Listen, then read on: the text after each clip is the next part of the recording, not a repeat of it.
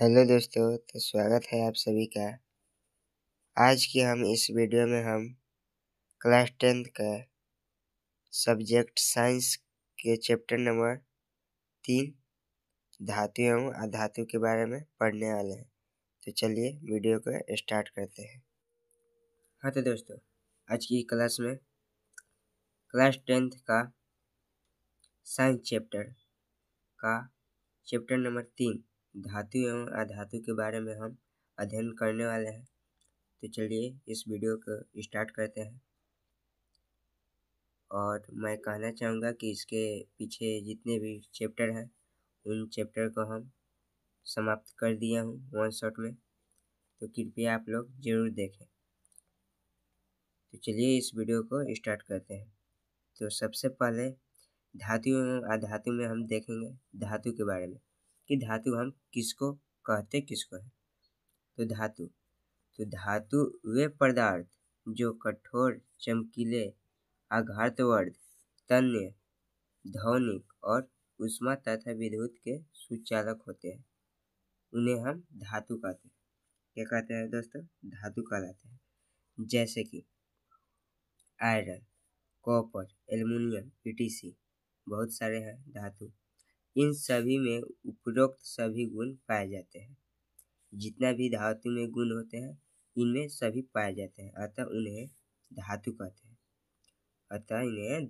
धातु की बात करें, जबकि अधातु की बात करें तो वे पदार्थ जो कठोर एवं चमकीले, आघातवर्ध, तन्य, ध्वनिक न हो एवं ऊष्मा तथा विद्युत के कुचालक हो, उसे अधातु कहलाते हैं। वे अधातु कहलाते हैं। ठीक है दोस्तों, धातु में था कि ये सब गुण होते हैं और ऊष्मा और विद्युत का सुचालक होते हैं, जबकि अधातु कुचालक होते हैं। ठीक है दोस्तों, अब जैसे कि अधातु में देखेंगे कि कोयला, सल्फर, ऑक्सीजन, फास्फोरस आदि अधातु हैं।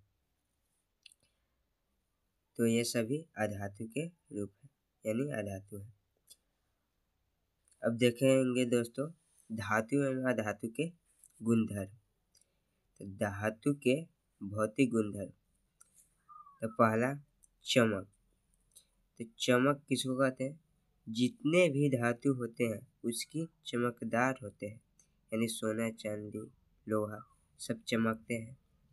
ठीक है दोस्तों, कठोरता के बारे में बात करें तो धातु कठोर होते हैं। ऑफकोर्स कि धातु यानी जैसे में कि लोहा, तांबा, ईटीसी। लेकिन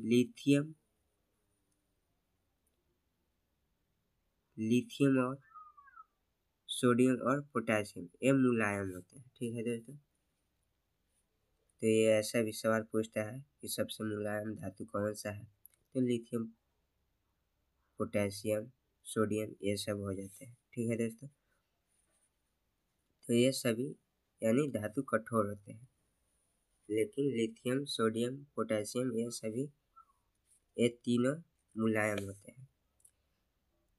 और जबकि इलेक्ट्रॉन की बात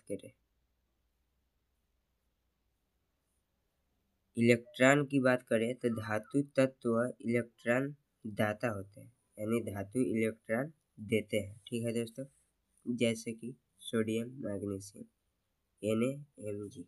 ठीक है दोस्तों, और रूप अवस्था की बात करें तो धातु कमरे के ताप पर ठोस होते हैं, लेकिन मरकरी यानी पारा या द्रव अवस्था में होते हैं। फिर है हमारे सामने आघातवर्धयता।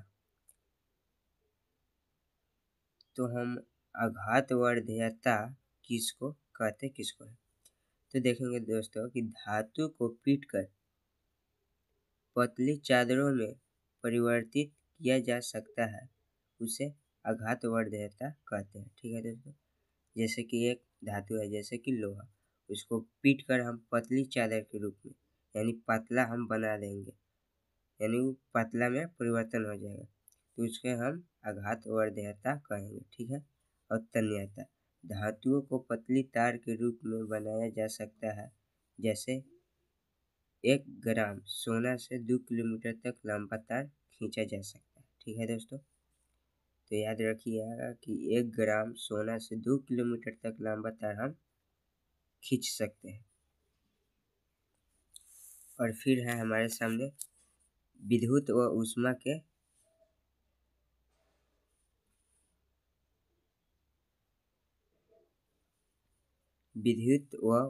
के चालक। तो धातु विद्युत व ऊष्मा के चालक होते हैं, ठीक है दोस्तों, जैसे चांदी, तांबा, लेकिन सीसा और पारा ऊष्मा के कुचालक होते हैं। अपवाद है, यानी लेकिन में कि सीसा और पारा ऊष्मा के कुचालक होते हैं। ये आप लोग जरूर याद रखिएगा, एग्जाम में आ सकता है। गलनांक। गलनांक की बात करें तो धातु के गलनांक और घनत्व अधिक होते हैं, लेकिन सोडियम और पोटेशियम का गलनांक तथा घनत्व कम होते हैं, ठीक है दोस्तों। और ध्वनिक की बात करें तो एक धातु दूसरे धातु से टकराने पर आवाज करते हैं। ये ऑफ कोर्स है, जब दो धातु आपस में टकराते हैं तो उससे ध्वनि यानी आवाज उत्पन्न होती है। और ऑक्साइड। ऑक्साइड की बात करें तो धातुओं के ऑक्साइड क्षारक प्रवृत्ति के होते हैं, ठीक है दोस्तों। तो ये क्षारक प्रवृत्ति के होते हैं। अब देखेंगे कि अधातु के भौतिक गुणधर्म। धातु के देख लिए, अब अधातु के भौतिक गुणधर्म की बात करेंगे। तो पहला चमक। चमक इसमें देखेंगे तो अधातुओं में चमक नहीं होते हैं, ऑफ कोर्स अधातु में चमक नहीं होते हैं, जैसे कि कार्बन, कोयला, लेकिन आयोडीन में चमक होती है, ठीक है दोस्तों। लेकिन आयोडीन तो अधातु है, लेकिन इसमें चमक होती है, यही इसमें विशेष बात है। तो ऑफ कोर्स की अधातु में चमक नहीं होती है, लेकिन आयोडीन में चमक होती है। तो ये याद रखिएगा। कठोरता। अधातु कठोर नहीं होते हैं, जैसे कोयला, लेकिन हीरा सबसे कठोर होता है, ठीक है दोस्तों। तो यहाँ पे लिखा है कि लेकिन हीरा सबसे कठोर होता है। अवस्था की बात करें तो अधातु कमरे के ताप पर या तो ठोस या गैसीय अवस्था में होते हैं, लेकिन ब्रोमीन द्रव अवस्था में होते हैं। क्या कह रहा है दोस्तों कि अधातु कमरे के ताप पर या तो ठोस या गैसीय अवस्था में होते हैं, जबकि ब्रोमीन द्रव अवस्था में होते हैं। और आघात वर्धयता। अधातु में देखेंगे तो अधातु को पीटकर पतली चादरों में परिवर्तित नहीं किया जा सकता, ठीक है दोस्तों। धातु में किया जा सकता है और अधातु में नहीं, जैसे कि लकड़ी। लकड़ी को हम पीटेंगे तो थोड़ी पतली चादर के रूप में होगा, वो टूट जाएगा, इसलिए हम अधातु को पीटकर हम पतली चादर के रूप में परिवर्तित नहीं कर सकते।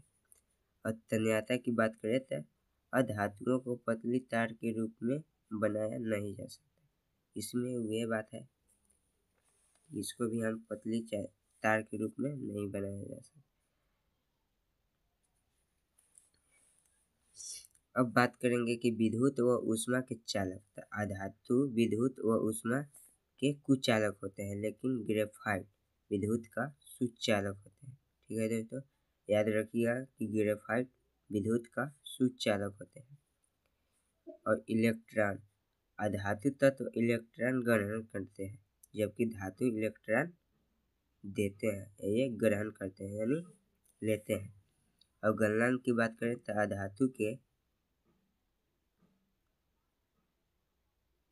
अधातु के गलनांक और घनत्व कम होते हैं। और ध्वनि यानी आवाज। अधातु कठोर सतह से टकराने पर आवाज नहीं करते हैं, ठीक है दोस्तों, जबकि धातु आवाज करते हैं। ऑक्साइड की बात करें तो धातुओं के ऑक्साइड अम्लीय प्रवृत्ति के होते हैं, जबकि धातु के होते थे क्षारीय प्रवृत्ति के। तो इसमें यही अंतर है। अगर धातु अधातु में अंतर भी लिखने के लिए बोलेगा तो आप लोग आसानी से लिख पाएंगे, ठीक है दोस्तों। अब अगला टॉपिक है धातुओं के रासायनिक गुणधर्म। धातुओं की वायु के साथ अभिक्रिया। तो धातुएं ऑक्सीजन के साथ अभिक्रिया करके धातु ऑक्साइड बनती है, ठीक है दोस्तों। जब धातु ऑक्सीजन के साथ अभिक्रिया करके धातु ऑक्साइड बनती है, जैसे कि कॉपर प्लस O2 यानी अभिक्रिया का Cu कॉपर ऑक्साइड बनाता है। ठीक है दोस्तों, तो आपसे रिक्वेस्ट है कि अगर मेरी वीडियो पसंद आ रहा हो तो प्लीज़ लाइक, सब्सक्राइब और बेल आइकन दबाना ना भूलिएगा। ठीक है दोस्तों, बस एक लाइक आप लोग जरूर कीजिएगा, प्लीज़ चैनल को सब्सक्राइब कर लीजिएगा। तो चलिए आगे की ओर बढ़ते हैं। तो अगला टॉपिक है धातुएं ऑक्सीजन के साथ अलग तरह से अभिक्रिया करती है। देख लीजिए Na के यानी सोडियम पोटेशियम वायु के संपर्क में आने से उसमें आग पकड़ लेती है, इसलिए इसे केरोसिन के तेल में डुबोकर रखा जाता है।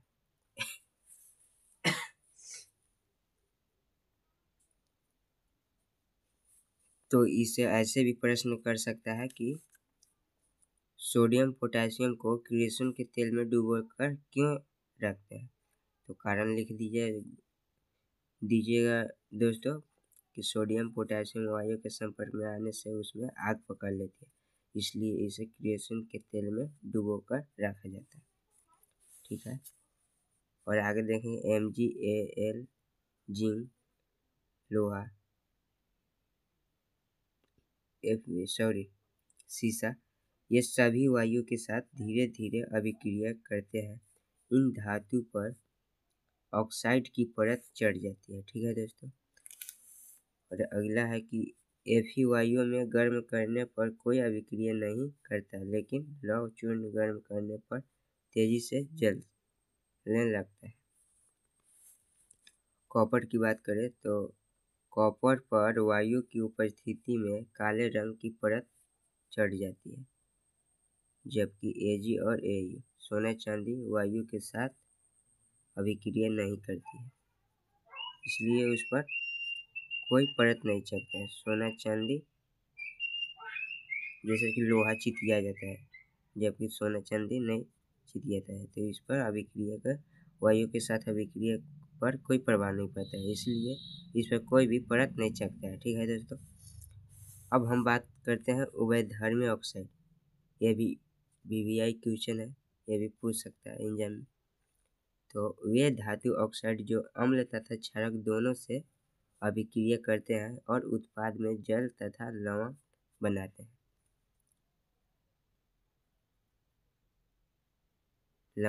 हैं। ठीक है दोस्तों, जैसे कि है Al2O3 प्लस 6HCl अभिक्रिया कर 2AlCl3 प्लस H2O ये बनाता है।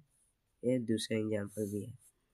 और जल के साथ अभिक्रिया करने पर धातु प्लस जल, धातु ऑक्साइड प्लस हाइड्रोजन, धातु ऑक्साइड प्लस जल अभिक्रिया का धातु ऑक्साइड बनाता है, जैसे कि ये हमारा दिया हुआ। ठीक है दोस्तों, तो हमारा अगला टॉपिक है धातुओं के अन्य धातु लवणों के साथ अभिक्रिया। जब धातु की अन्य धातु लवणों के साथ अभिक्रिया करती है तो क्या होता है, तो देख लीजिए दोस्तों, ये हमारा दिया हुआ है। और जबकि बात करेंगे हम धातुओं की उनकी क्रियाशीलता के आधार पर अवरोही क्रम में व्यवस्था सक्रियता श्रेणी निम्नलिखित है। ये देख लीजिए, क्रियाशीलता के आधार पर ये हमारा धातु है। ठीक है, जैसे कि पोटेशियम सबसे ज़्यादा क्रियाशील तत्व है, इससे कम सोडियम, इससे कम कैल्शियम, इससे कम मैग्नीशियम, इस प्रकार के 13 टोटल 13 गो है।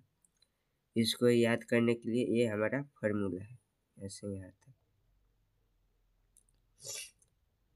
का नाना काकी मांगे आलू, जरीना फेविकॉल, पब्लिक हाई कब होगी आगे ऑटो। ठीक है दोस्तों, इस प्रकार से आप लोग याद कर सकते हैं। फिर से देख लीजिए, का नाना काकी मांगे आलू, जरीना फेविकॉल, पब्लिक है, कब होगी आगे ऑटो। ठीक है दोस्तों, इस प्रकार से आप लोग याद कर सकते हैं। ये 13 खनिज किसे कहते हैं,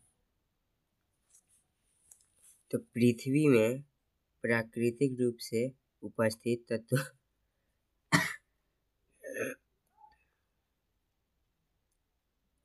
तत्वों एवं यौगिक को खनिज कहते हैं। ठीक है दोस्तों। अयस्क वे खनिज जिसमें धातु अधिक मात्रा में पाए जाते हैं और उसे निकालने लाभकारी होता है, उसे अयस्क कहते हैं। ठीक है दोस्तों। गैस पृथ्वी से निकाले गए अयस्कों में रेत, मिट्टी आदि जैसे अशुद्धियाँ पाई जाती है जिन्हें हम गैस कहते हैं। ठीक है दोस्तों। जैसे कि खनिज हमारे धरती के नीचे दबा हुआ है, उसे जब हम निकालते हैं तो उसमें रेत, मिट्टी और प्रकार के बहुत सारे अशुद्धियाँ पाई जाती है जिन्हें हम गैस कहते हैं। ठीक है दोस्तों। तो गैस उसे ही हम जब हम बात करें धातुओं की प्राप्ति के लिए कैसे हम कर सकते हैं, कौन कौन नियम से, तो अयस्कों का समृद्धिकरण द्वारा हम धातु प्राप्त कर सकते हैं। दूसरा, धातुओं का निष्कर्षण द्वारा हम कर सकते हैं। तीसरा जो हमारा है धातुओं का परिष्करण। ठीक है दोस्तों। ये तीनों विधियों से हम धातु को प्राप्ति कर सकते हैं। और अयस्कों का समृद्धिकरण, ठीक है दोस्तों, ये भी समझ लीजिए। अनेक विधियों द्वारा यह किया जाता है, जैसे कि पानी से साफ, छानकर भी, रसायनों का उपयोग करके, चुंबक के भी, जैसे कि खनिज के साथ अयस्क जो भी मिले उसे हम अलग कर सकते हैं, पानी से साफ करके या छान कर या खनिजों का उपयोग करके या चुंबक द्वारा। ठीक है दोस्तों। तो ये चार तरीका से हम कर सकते हैं। ये तो हो गया अयस्कों का समृद्धिकरण। पहला देख लीजिए आप लोग, पहला तो क्लियर हो गया कि अयस्कों का समृद्धिकरण इस प्रकार से कर सकते हैं। दूसरा है धातुओं का निष्कर्षण। धातुओं का निष्कर्षण देख लीजिए दोस्तों कि धातु का निष्कर्षण अधिक क्रियाशील तत्व, जब अधिक क्रियाशील तत्व रहेगा तो किस प्रकार रहेगा, तो ये स्वतंत्र रूप में नहीं मिलते हैं, ये विद्युत अपघटन होते हैं। और माध्यम यानी मध्यम क्रियाशील तत्व कार्बन द्वारा अपचयन होता है। और कम क्रियाशील यह स्वतंत्र रूप से पाई जाती है, इसमें कोई अयस्क नहीं पाया जाता है, यह स्वतंत्र रूप से पाई जाती है। ठीक है दोस्तों। तो इस प्रकार से। और तीसरा हमारा जो है धातुओं का परिष्करण। ठीक है। अब संक्षारण की बात करें तो धातुएं अपने आसपास अम्ल, आर्द्रता व वायु के संपर्क में आने से संक्षारित हो जाती है, जबकि धातु वायु के संपर्क में या अम्ल, आर्द्रता के संपर्क में आने के बाद संक्षारित हो जाते हैं, यानी उस पर किसी प्रकार का परत चढ़ जाती है जिससे वह संक्षारण हो जाते हैं। जैसे कि है सिल्वर वायु की उपस्थिति में काला हो जाता है, सिल्वर पर काला परत चढ़ जाता है, जबकि कॉपर आदर्श CO2 के साथ अभिक्रिया करके हरे रंग का कॉपर कार्बोनेट बनाता है, यह हरे रंग का परत चढ़ जाता है। और तीसरा है लोहा, आर्द्र वायु के संपर्क में आने से भूरे रंग का हो जाता है। लोहा कैसा हो जाता है दोस्तों, संक्षारण हो जाता है भूरे रंग का। इससे सुरक्षा, संक्षारण से सुरक्षा, इससे सुरक्षा धातुओं को संक्षारण से बचाने के लिए विभिन्न विधियां अपनाई जाती है, जैसे पेंट करना, तेल लगाना, यस्त्र लेपन करना या क्रोमियम लेपन या एनोडीकरण या मिश्र धातु बनाना। ठीक है दोस्तों। तो अब यस्त्र लेपन की बात करें कि किसको कहते हैं, तो लोहे व इस्पात को जंग से बचाने के लिए उस पर जिंक की परत चढ़ाई जाती है, इसी प्रक्रम को यस्त्र लेपन कहा जाता है। ठीक है दोस्तों। अब मिश्र धातु, तो मिश्र धातु हम किसे कहेंगे। ठीक है दोस्तों। तो यह दो या दो से अधिक धातु या धातु और धातु या अधातु का समांगी मिश्रण होता है। जैसे कि कुछ एग्जाम्पल आप लोग के सामने है। लोहा, तो लोहा हमारा लोहा प्लस कार्बन, लोहा और कार्बन से मिलकर लोहा बना है। और इस्पात लोहा प्लस निकले और क्रोमियम से। निकेल और क्रोमियम से मिलकर इस्पात बना है। पीतल कॉपर प्लस जिंक से मिलकर पीतल बना है। कांसा की बात करें तो कॉपर और टिन की मिलकर ही कांसा बना है। ठीक है दोस्तों, तो एग्जाम्पल में हो गया। तो आई होप कि आप लोग अच्छी तरह से समझे होंगे और मेरा वीडियो पसंद आया होगा तो प्लीज़ लाइक सब्सक्राइब और चैनल को जरूर सब्सक्राइब करें और अपने दोस्तों को साथ भी शेयर करें। ठीक है दोस्तों।